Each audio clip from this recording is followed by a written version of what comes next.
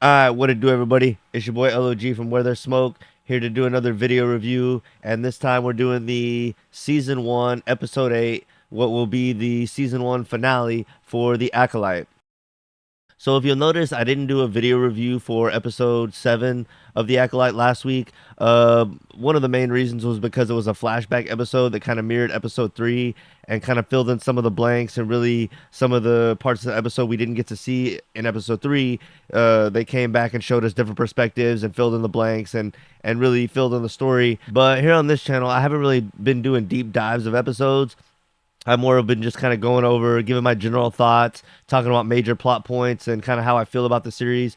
So there are other guys who do that better with the deep dives and break down scene by scene, and they tie everything back into Star Wars lore, and they really do deep dives on episodes. And being as here, that's not as much of my specialty at this channel. I figured that I really wasn't going to get as much value out of reviewing episode 7. There was a bunch of deep dive type of stuff and like flashbacks and connecting with other stuff.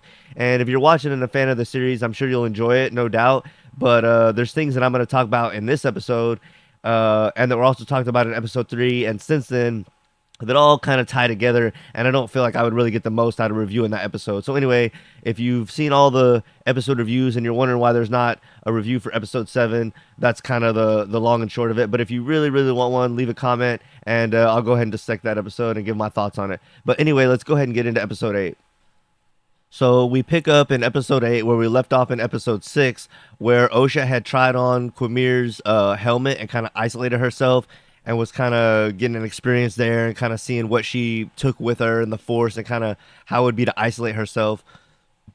And then Quamir comes back and has to like kind of, it's an interesting interaction they have. I'm not sure if he's saving her or what the dynamic is, but she's obviously kind of like in a pressure situation under the helmet and kind of having like a panic attack or something. And then when he goes to save her, it's almost like in the underworld we can see that he's struggling, but then in the over real world we can see that his eyes are black, almost like he's being possessed by trying to take the helmet off.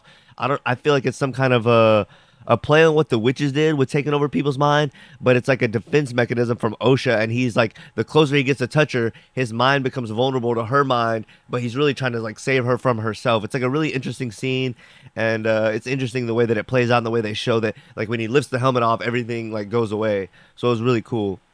And then they have a discussion about where Soul and May are going to be, and they both want to pursue them individually, kind of, and you kind of see Quamir kind of giving that push pull where he's trying to develop further the apprentice relationship with Osha, and he eventually so it seems, kind of bargains with her that they'll pursue Osha and May together. But it almost seems to me like it's a whole Sith mind trick. Like everything he does to me, I see is calculated. Speaking of Quamir, and I feel like he makes it seem like he's bargaining with Osha, and like they end on a conclusion that they both like. But I feel like that's what he wanted the whole time. He wanted both of them to pursue May and Osha so that he can further develop this whole thing. And it's interesting just the mind games and how they bargain about it, but I feel like that's what he always wanted. Reading his face during these scenes is really cool and trying to see what the character is thinking, and I feel like the actor's doing a really good job of putting these subtle facial expressions that really add depth and make you think, oh, he's playing her. Like he wanted her to go the whole time. And like when she tells him, I saw that May is gonna kill Soul with no lightsaber, you can see the wheels turning in Quamir's head, and as we're gonna see later in the episode, spoiler warning, Osha ends up killing Soul with no weapon. But I wonder if Quamir thinks the whole time if this could be a possibility because he knows they're twins, and we're gonna see later on. We're not sure how privy he was, or probably he really wasn't that privy to the witches and what all they were doing and how Osha and May came to be created. But it's just interesting to see him here if he knows that it's a possibility, if he really is thinking May's going to kill Soul or if Osha's going to kill Soul. And then to kind of wrap the scene up, Osha's like, well, just because I saw the future or whatever doesn't mean it's like cemented in place or whatever she says. And he kind of like seems irritated at this, but I wonder if he likes the fact that she is pushing back and that she shows ambition and that she shows a will to maybe change things that seem predestined already. I just wonder every little thing that she says, I feel like he's keying in on and I'm keying in on that. So it's interesting to just watch their relationship and how Kumir is as a Sith. It's interesting to watch because we haven't seen that many Sith or non-Jedi characters, so it's just really interesting to see the way that he wants to train his pupil, challenge them, and the way that he interacts with them. I really loving that.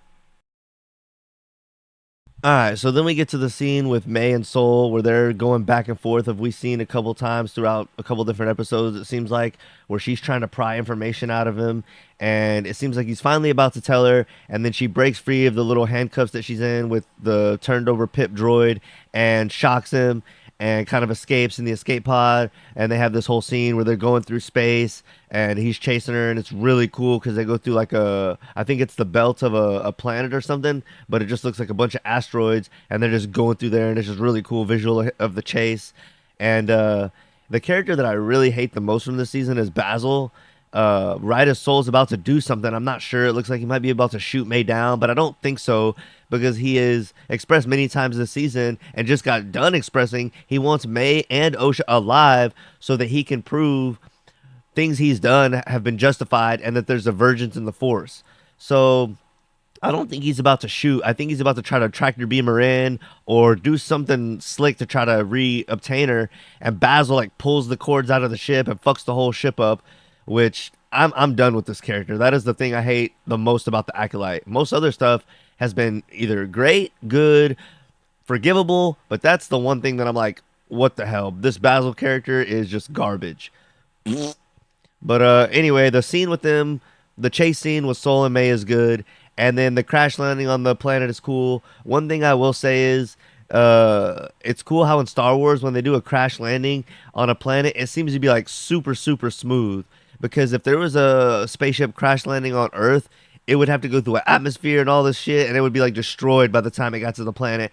And if it did, it would like crash hard into the surface. Whereas in Star Wars, we see a lot of times these people are like in mid space flight and then they crash land on a planet. It seemed a little bit more dangerous on the Revenge of the Sith when Anakin had to do it with Palpatine and Obi-Wan. But it seems a lot less hectic in this episode, and just overall in the Star Wars universe. They have a lot easier time crash landing spacecraft. So I just thought that was an interesting little side note. Okay, and then we get the scene with Vernestra and the Senator, who has been threatening to do an external review of the Jedi because he thinks they're just out of control. So her apprentice, or that dude who's like frequently her sidekick, I'd love to get more on like what his actual position is, but he seems to be Vernestra's apprentice, who's always bringing her messages and whatnot. He comes to her, tells her that guy's here. She kind of scowls at him a bit for letting the Senator in their control room, which I'm not too sure like what all goes on in there or whatever. But it just kind of foreshadows like how this conversation between Vernestra and the Senator was going to go. So this guy's been on tour for a while. Pretty much most of the season we've been hearing external review. Vernestra like squirming and struggling to hide shit. And so he starts asking her questions, and she lets it slip that multiple Jedi have died. She's like, this is not a problem. You know, all the victims have been Jedi. And he's like, oh, there's been multiple victims? So he's just like, oh, everything you say, you're just digging yourself a deeper hole and giving me more to go with. And by the end of the conversation, it gets more and more chippy. And he's basically like, I'm on to you. Like, I know what you're hiding. And I think he says, like, the Jedi are like a religious cult that hides as a religion. And he's like, you pretend to control what you cannot. And I think, you know, something to that effect. And then Vernestra's like, we don't claim to control the Force. And he's like, no, I don't. That's not what I'm talking about. I'm talking about y'all claiming to control your emotions. Like, he's just dropping bombs on her. And then when he goes to leave, he really takes like the low ground and just goes for the low blow and is like, how do y'all say? Or what do y'all say? Almost like, it's almost like a fuck you. Like, what is y'all saying? And it's almost like, I don't care, but I'm just bringing this up so that I can throw it in your face. Oh, what do y'all say? May the Force be with you? Almost like, oh, what does y'all say? Oh, fuck you. And anyway, he definitely let his presence been known. And I'm interested to see him and maybe someone that he's directly connected with later on. I feel like are going to have a greater importance. And I feel like this guy's not just a senator. I feel like either him or someone that he's directly working with are tied with the Sith somehow. And I could be wrong, but this is a classic Star Wars thing. And would it be so much more interesting for him to be more than just a senator that is one-dimensional and he's applying pressure to Venestra? I would like it so much more if he had another angle of the character that had more depth to it, and I hope to see that. Maybe it's not straight up Sith, but maybe there's something else going on where like uh I just hope there's more depth to this character because it really seems like they're setting up something big, and I hope it's just not kind of a letdown. So we'll see with this character. So then we flash back to Osha and Quamir, and they're walking out to the ship, and there's some more beautiful dialogue here, where Quamir's like, "You're really not gonna tell me where we're going? I'm just gonna have to, because they made the deal, right? Remember I said earlier in the scene they were bargaining about they were gonna go together, and part of that bargain, I guess, was Osha knew where they were gonna go, but she wasn't gonna tell Quamir because they were gonna go together, and blah blah blah. So he's like, "You're really not gonna tell me where we're going?" She's like, "No, that was part of the deal." And he's like, "What gave you the impression that I was fair, this whole thing?" And then she's like, "Well, you made the fair deal with May and you were willing to uphold it." And then he says, he kind of changes the subject from getting her mind onto thinking if he's fair or not. Then he changes it to, "Would you ever consider being trained?" He's like, "You need to be trained, Osha. Would you ever consider it?" And she looks at him, and upon my second viewing right now, this is like the most calm no. It's like she doesn't say no, like forcefully, like, "No, I never would," or "No," but it's like a real calm, like, "No." And then he kind of pushes a little more, and she's like, "No, I told you already, like, I'm not gonna do it, I'm not my sister." And he's like, "Oh, you're sure not?" She said yes at that deal right away. And I think what's beautiful here is the whole time, and what we're gonna focus on maybe a little later, is Soul is trying to get at, you two girls are the same person, the same person, the same person.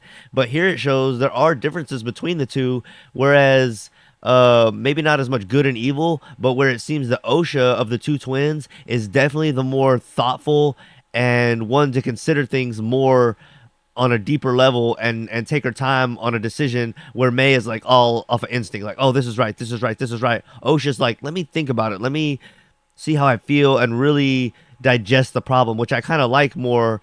But anyway, it's interesting because Quimir's like, "Oh, you're definitely not like your sister. She took the deal right away," but it's like maybe a little clue to what will happen later when, as I already said, spoiler warning again, but at this point, where Osha kills Soul, maybe there's just all these little hints to Quamir where earlier when they're in the cave, she's like defiant of the Force sight that she's seen. She's like eager to rebel against it, and, like, have her own impact on the situation. Then here again, you see that she's not just going with whatever's presented to her. He's like, "Oh, this is the option. I'm not fair, blah blah blah." Like, and she's like, "No, it can go this way. Like, it doesn't have to be." She's showing rebellion. She's showing deeper thought. He wants her. He offers to train her again. She's like, "No." And by the end of the episode, she does come around to being trained by him. But it's like she's gonna do it her own way when she's ready, if she decides it's right. So she definitely has a lot more of a deeper thought process than May, and that seems to be a keen difference between the two, which I've noticed and I kind of enjoy about the show. Then, as they're about to get on the ship and, go to wherever Soul and May are, and the scene's about to fade away, we look back to the cave where they had just came from, and we see Darth Plagueis, who is a huge guy in Star Wars lore. He ended up being the master of Chancellor Palpatine, aka Darth Sidious. So you all know who that is and how that's relevant. And he was the master of Anakin. And there's a lot of whole thing speculation that Darth Plagueis actually created Anakin with the Force, the same way these two twins were created with the Force. So we're all thinking and speculating that this is going to tie in and show how Darth Plagueis learned this secret of creating life. So it's very interesting to see. We're all going to hopefully see in season 2 what his role is going to play, and we're real eager to know how much he knows and if him and Quamir have interacted and all these things. But it's more questions than it answers at this point. But I think if you're not hating the series and you're eager for, more good things, this is something that could be positive. Hopefully the writers don't like change too much about Plagueis and like ruin his lore or like mess it up. But I think they have a chance to really, build and make this story relevant and just really, add to the lore. I wish they maybe wouldn't have brought him in and made this about just its own story. I wish there was a new Star Wars good story that would like stand on its own, but I guess we have that with like the Mandalorian and somewhat Ahsoka. Even though she has ties to Anakin, it's more or less like standalone. It doesn't really affect the main Star Wars lore. So anyway, I'm really enjoying this, and I'm eager to see what role Plagueis plays next season.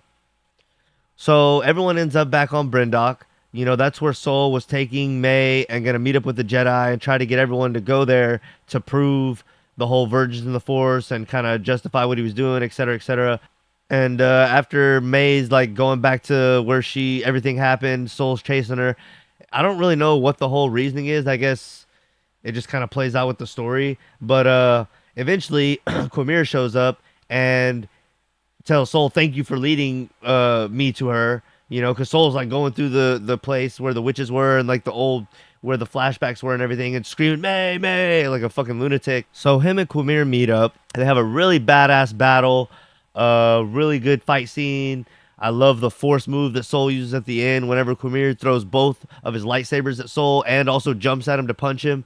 And Soul uses like a force repulsion thing that I don't know if we've ever seen in any of the movies or shows, but it's definitely more of a like a Force Unleashed like video game type of thing where he just pushes with the Force out in like every direction, and it was just badass to see used effectively in a battle.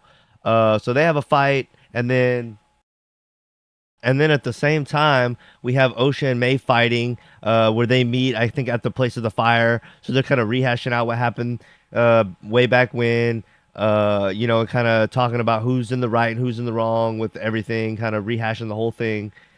And I believe this reminds me of episode 5, where they were flashing back and forth between the fight scenes, and then characters would leave one fight to go join another fight that we were watching. And this is the case here, where they flash back and forth between the Soul and Quamir fight with the May and Osha fight. And then May leaves their fight when she distracts Osha and ends up at the Quamir and Soul fight.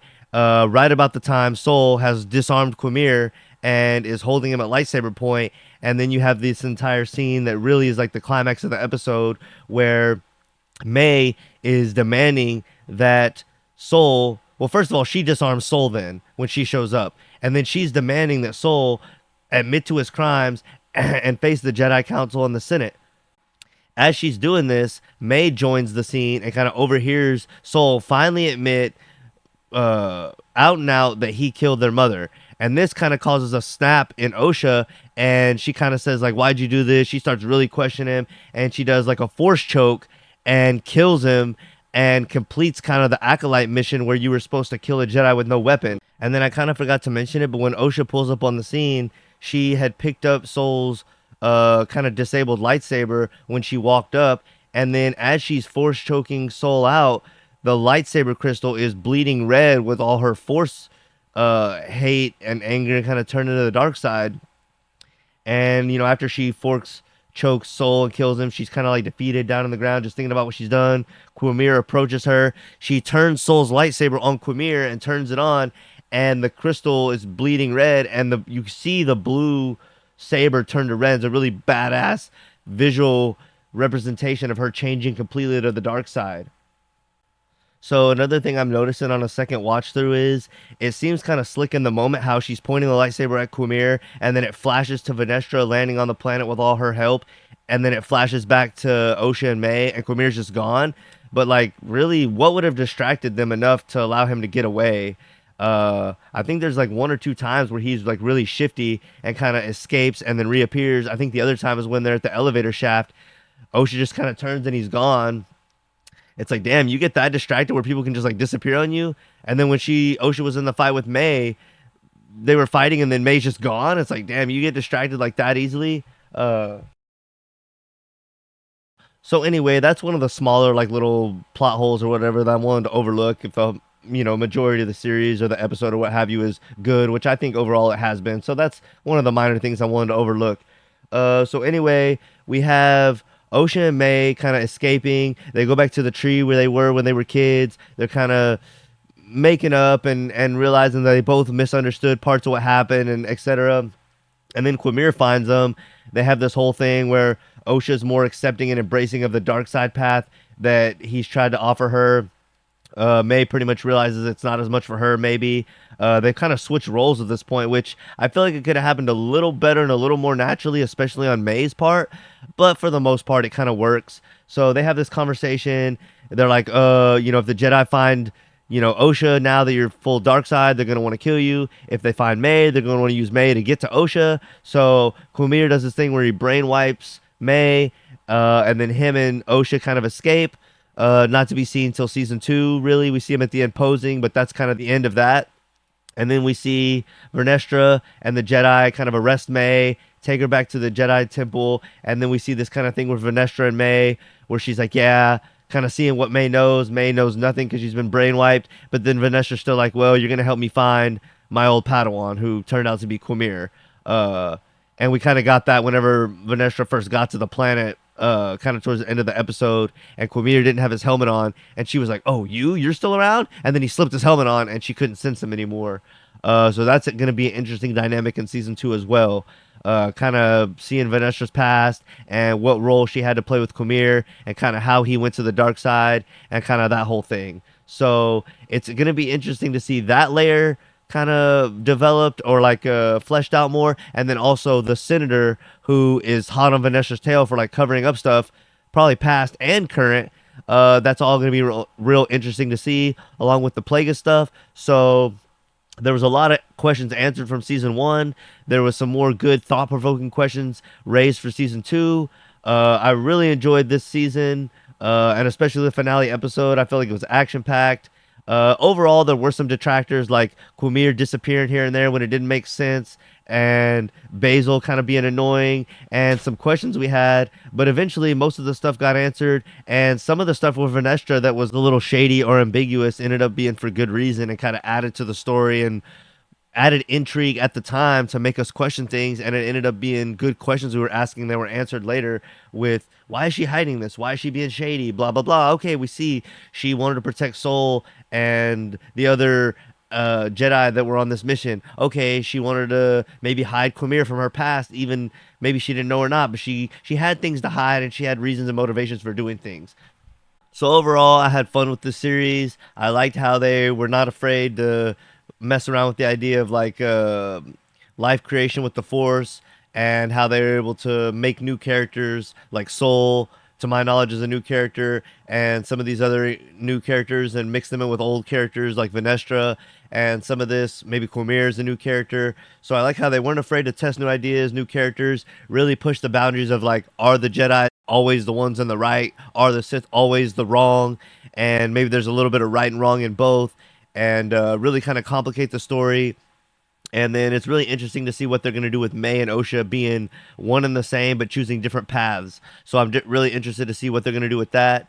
And like I said, interested to see where Quamir character goes, what his relation is to Plagueis, if anything, what Plagueis is going to do, how that fleshes out, and then kind of more with Venestra. Now that Soul is kind of our primary guy on the good side that we were following is kind of gone, I'm assuming we're going to kind of more or less follow Venestra and see kind of what was going on with her past and how she's going to deal with the senator in the future. So I'm really eager for season 2. I actually like this show as my top Star Wars show right now. I might be in the minority with that, but The Mandalorian's about to wrap up, and I feel like they really didn't go anywhere too crazy with that. And then I haven't really watched Ahsoka. I believe there's only, if there's 2 seasons, I've probably only seen the first one. So I'm really not sure where they're going with that one. But they're only so limited because that's like in between, I believe, 2 different sets of the Star Wars trilogy. So there's only so much time you can play with and so much you can do with Star Wars lore and everything that's going on. But with this story, 100 years ago, there's a little bit more free reign to play around with what's going on, and then still end it off at a good point that leaves it fine for the prequels. So interested to see. Oh, another thing is Yoda appeared at the very end, which I'm overall not a fan of. I feel like they didn't need to bring him in. But this may be a way to clear things up with the Kiadi Mundi thing, and just kind of smooth things over where maybe Kiadi Mundi was in the dark, but Yoda wasn't. And he always knew there were some like stirrings and uprisings, but not like a solidified Sith alliance back. So I really wasn't in favor of that. But overall, I did enjoy the series. I would give the whole series a 7.5 out of 10. Overall, good battles, good plot. Weren't afraid to test and try some new things, especially with like the Witch Covenant creating forced life. But then there were some things that were bad, the Basil thing and Kiadi Mundi changing his birthday and little things like that. So overall, I like the series. Eager for season 2, and yeah, y'all let me know how y'all thought of this first series review set. What y'all think, if y'all would like to see me review other series in the future, or if it was kind of a dud. But I guess until next time, that's LOG from Where the Smoke. I'm out.